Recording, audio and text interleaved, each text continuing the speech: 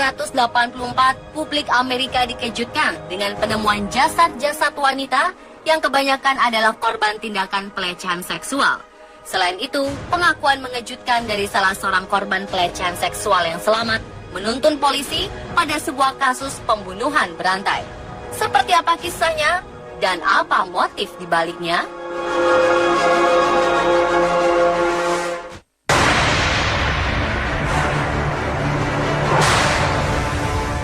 November 1984, Lisa McVey Nolan mengalami kejadian mengerikan yang mengubah hidupnya. Gadis berusia 17 tahun itu memutuskan untuk mengakhiri hidupnya. Ia sudah menulis surat bunuh diri saat malam hari sebelumnya karena ia tak kuat lagi menerima penyiksaan seksual bertahun-tahun dari anggota keluarganya. Dan hari itu, saat di perjalanan pulang dari restoran donat tempat ia bekerja, tiba-tiba saja ada sekelompok orang yang menyeretnya dari sepeda dan memaksanya masuk ke dalam mobil dan menempelkan pistol di pelipis kirinya. Kemudian para penculik itu menutup matanya serta mengikat tangan dan pergelangan kakinya. Saat itu Lisa pun berpikir, mungkin ini cara dirinya mati, bukan bunuh diri, melainkan dengan terbunuh.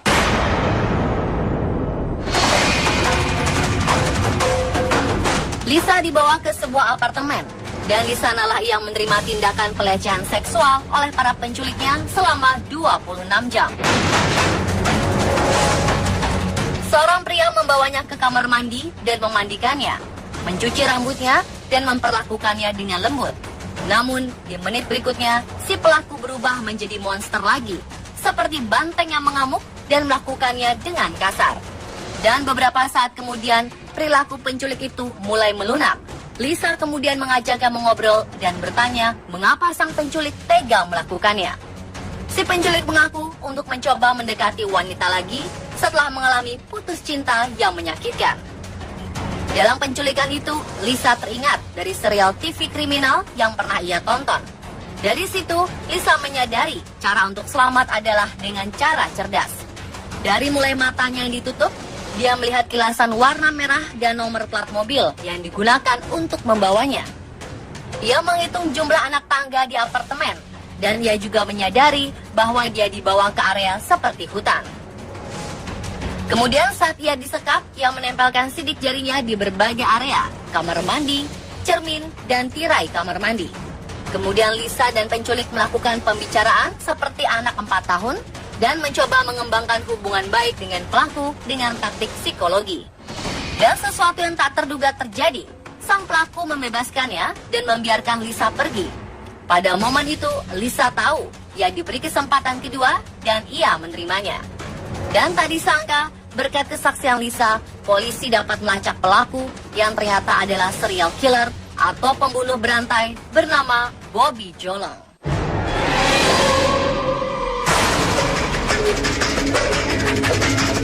Ternyata Lisa bukanlah korban pertama. Bobby Jolong telah membunuh 10 wanita di Tampa, Florida, Amerika Serikat selama 8 bulan pada tahun 1984. Sebelum dibunuh, Bobby melakukan tindakan pelecehan seksual kepada semua korbannya. Namun Lisa menjadi satu-satunya korban Bobby yang berhasil lolos dan selamat.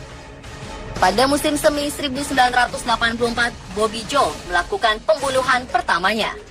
Awalnya ia hanya ingin memenuhi kebutuhan seksualnya pada seorang gadis pekerja seksual bernama Artis Wick. Setelah menyerang dan melakukan tindakan asusila pada Wick, Bobby Joe memutuskan untuk mencekik dan membunuhnya. Kemudian pada Mei 1984, Bobby Joe melancarkan pembunuhan keduanya. Korban kedua Bobby adalah seorang wanita muda asal Laos berusia 20 tahun, Ngen Thi Long, atau dikenal dengan Lana Long. Pada Mei 1984, saat berkendara di Nebraska Avenue, Tampa, Florida, Bobby Joe melihat Lana sedang berjalan dan menawarinya tumpangan. Lana kemudian menerimanya. Namun naas, Bobby Joe berniat jahat. Ia mengambil pisau dan mengancam Lana. Lana menjerit dan mencoba melakukan perlawanan. Karenanya, Bobby Joe mengikat tangan dan kakinya dan membawa ke tempat sepi. Kemudian Lana diperkosa dan dibunuh dengan cara dicekik. Lana ditemukan oleh pemuda di area terpencil dari selatan Hillsborough County, terikat dan tanpa busana. Setelah diidentifikasi, Lana diketahui bekerja sebagai penari striptis di sebuah lounge di Nebraska Avenue, Tampa. Ia biasanya bekerja shift malam dan dikenal menggunakan alkohol dan obat-obatan.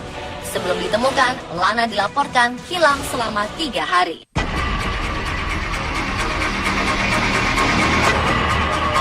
Korban berikutnya adalah seorang wanita tunasusila berusia 22 tahun, Michelle Sims. Bobby Joe merayunya dan mengajaknya naik mobil. Tak berbeda jauh dengan modus yang ia lakukan pada korban pertamanya. Kemudian Bobby Joe memukul korban dan memperkosanya sebelum ia membunuh dengan menggorok lehernya. Detektif menemukan kesamaan pada kasus Sims dan Lana saat menemukan benang nailon warna merah pada jasad kedua korbannya.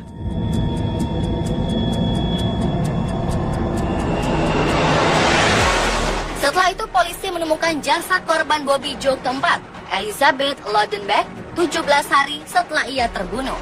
Jasad Lodenbeck ditemukan telah membusuk dengan posisi berbaring telentang dan berpakaian lengkap. Menurut polisi, Lodenbeck berbeda dari korban Bobby Joe sebelumnya karena ia bukanlah pemakai narkoba ataupun wanita tunasusila. Korban kelima Bobby Joe juga seorang wanita muda yang berprofesi sebagai wanita tunasusila, Chanel Williams. Setelah melakukan pelecehan seksual pada Williams yang mencoba untuk mencekiknya, karena gagal, kemudian dia mengeluarkan pistol dan menembakkan ke arah lehernya. Setelah itu, 2 pembunuhan lainnya dilakukan saat polisi menemukan jasad Karen Disfriend dan Kimberly Hobbs. Pada awal November 1984, barulah kasus Lisa McVeigh terjadi. Dan setelah itu, Bobby Joe membunuh 2 wanita lainnya, Virginia Lee Johnson dan Kim Swan. Setelah kesaksian Lisa menuntun jalan, polisi menemukan sang pembunuh berantai. Pada tanggal 1984, Long akhirnya ditangkap di sebuah bioskop tak jauh dari rumahnya di Tampa. Penemuan benang nylon berwarna merah yang misterius itu juga membantu polisi menghubungkan korban pembunuhannya. Benang itu ditemukan cocok dengan karpet interior mobilnya. Setelah ditahan polisi, ternyata terungkap kasus pembunuhan Bobby Joe yang baru dan korban itu diketahui bernama Vicky Elliott. Lalu apa sebenarnya motif pembunuhan yang dilakukan oleh pembunuh berantai Bobby Joe Long? Apakah trauma di masa lalunya? Ataukah trauma oleh kisah percintaannya? Bagaimana Bobby Joe sewaktu kecil? Dan apakah hukuman yang menunggunya di pengadilan? Saksikan kelanjutan Killing Series pembunuhan berantai Bobby Joe Long bagian kedua esok hari.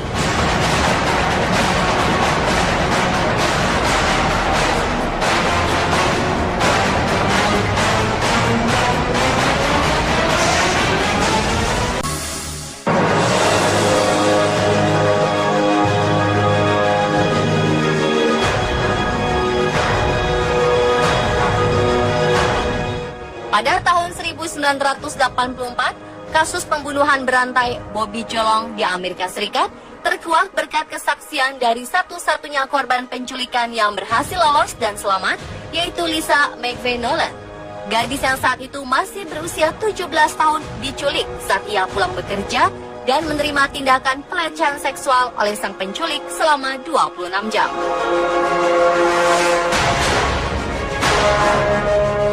Berkat serial TV kriminal yang ia tonton, Lisa memberanikan diri menghadapi pelaku dengan taktik psikologi. Dan akhirnya sang penculik membebaskannya dan mengantarnya pulang.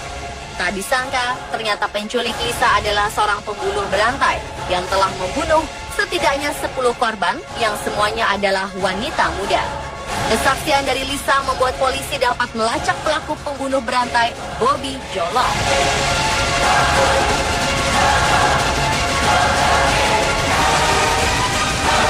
Setelah diselidiki, dalam kasus pembunuhan yang dilakukan oleh Bobby Joe, ditemukan beberapa kesamaan di mana kebanyakan korbannya adalah wanita muda berusia 20 tahunan, pekerja tunasusila, dan apa sebenarnya motif dibalik pembunuhan berantai ini?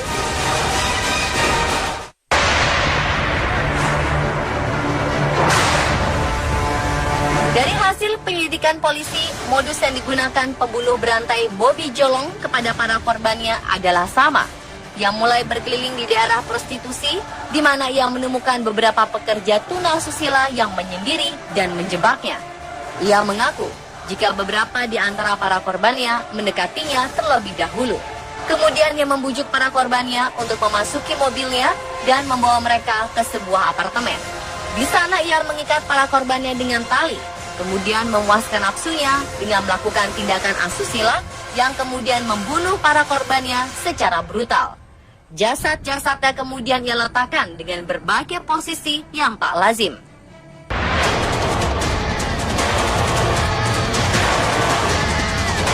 Dari 10 korbannya, 5 diantaranya diidentifikasikan sebagai pekerja tunasusila, 2 orang peneris striptis, 1 orang pekerja pabrik, 1 orang mahasiswa, dan 1 lagi belum teridentifikasi. Lalu timbullah pertanyaan besar, dari korban-korban yang teridentifikasi yang kesemuanya adalah wanita muda, apa sebenarnya motif dari sang pembunuh berantai yang sangat kejam itu? Mengapa ia hanya mengincar wanita muda yang kebanyakan dari korbannya adalah para pekerja tunasusila? Mungkinkah ada hubungannya dengan masa lalunya?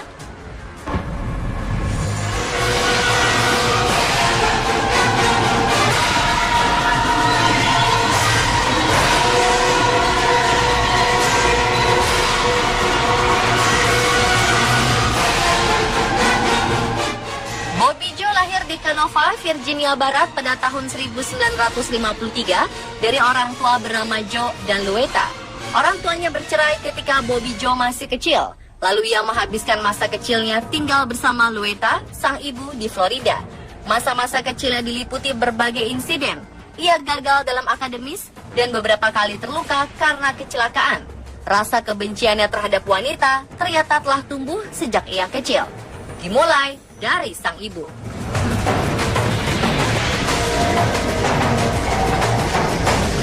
Ia sangat membenci ibunya yang saat itu bekerja di bar, menghibur para lelaki, dan sering berpakaian tak pantas.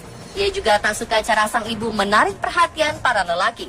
Dan lebih parahnya, ia berbagi kamar dengan ibunya, di mana sang ibu selalu membawa pria yang berbeda tiap malam sampai ia berusia 12 atau 13 tahun. Tak hanya itu, ternyata Bobby Joe menderita kondisi medis yang langka. Ia terlahir dengan ekstra kromosom, yang mana membuatnya memiliki buah dada yang jarang dimiliki laki-laki saat ia berusia 13 tahun. Karena itu, ia harus dioperasi. Namun ia tetap saja dibully oleh teman-temannya di sekolah. Ia juga menderita beberapa cedera di kepala, termasuk karena jatuh dari ayunan. Pada usia ke-13-nya juga, ia bertemu dengan perempuan yang kemudian dinikahinya pada tahun 1974, Cindy. Bersama Cindy, ia memiliki 2 orang anak. Namun stres saat menjadi orang tua menambah level kekerasan Bobby Joe dalam rumah tangganya. Puncaknya, ayah 2 anak ini mengalami kecelakaan serius yang membuatnya cedera parah di bagian kepala. Hal ini merubah kepribadian Bobby. Ia seringkali melakukan kekerasan fisik, serta marah-marah pada istri dan anak-anaknya. Tak berhasilnya pernikahan mereka juga menambah kebencian Bobby Joe terhadap para wanita. Ketika sang istri Cindy mengajukan gugatan cerai kepada Bobby Joe pada tahun 1980, ia pindah dan tinggal bersama teman wanitanya, Sharon Richard, yang kemudian menuduhnya melakukan pemerkosaan. Pada tahun 1983, Bobby Joe didakwa dengan tuduhan tindakan asusila yang membuatnya masuk penjara dengan masa percobaan. Pada masa itu, Bobby Joe melakukan tindak kriminal lagi sebagai pemerkosa. Metodenya adalah dengan mencari iklan penjualan rumah dan berbagai furniture di koran dan mengincar penjual wanita. Rupanya Bobby mencari peluang untuk masuk ke dalam rumah seorang wanita yang tidak menaruh curiga pada maksud jahatnya. Berdasarkan catatan polisi, ia telah melakukan 50 kasus pemerkosaan. Berbagai bukti dari hasil penyelidikan polisi di tempat-tempat kejadian perkara menunjuk Bobby Joe sebagai pembunuh berantai. Serat benang dari karpet mobilnya cocok dengan serat benang yang ditemukan di lokasi pembunuhan. Jejak darah yang ditemukan juga cocok dan bahkan para detektif menemukan beberapa foto yang diambil di apartemennya. Bobby Joe ditangkap pada November 1984 dengan tuduhan kekerasan dan pelecehan seksual serta penculikan Lisa Nolan. Setahun kemudian, pada September 1985, Bobby Joe mengaku bersalah atas 8 pembunuhan serta penculikan dan pelecehan seksual atas Lisa McVeigh Nolan. Atas perbuatannya itu, ia dijatuhi 26 tahun hukuman seumur hidup tanpa kemungkinan pembebasan bersyarat. Ia juga didakwa atas pembunuhan Michelle Sims pada bulan Juli 1985, dan atas kasus ini, ia pun dinyatakan bersalah pada saat itu dan dijatuhi hukuman mati dengan kursi listrik di Florida. Bobby Joe dinyatakan bersalah dan mengajukan banding atas kasus pembunuhan tingkat pertama dan hukuman mati atas kejahatannya di pengadilan Hillsborough County pada kasus pembunuhan Virginia Johnson. Dan menurut Florida Department of Correction, dari semua kejahatan yang dilakukannya, hukuman yang dijatuhkan kepadanya yaitu 28 tahun penjara, hukuman seumur hidup, 99 tahun penjara, dan 1 hukuman mati.